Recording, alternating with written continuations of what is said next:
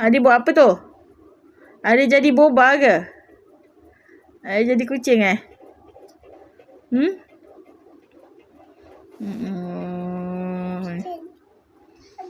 Habis lah.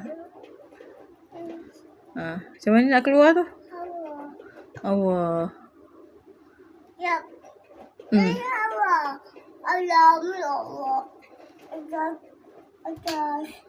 Allah. Malam.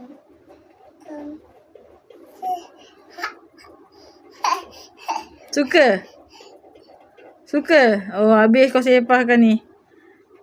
Habis kau sepahkan bakul. Lepas tu kau duduk situ Berpandai betul.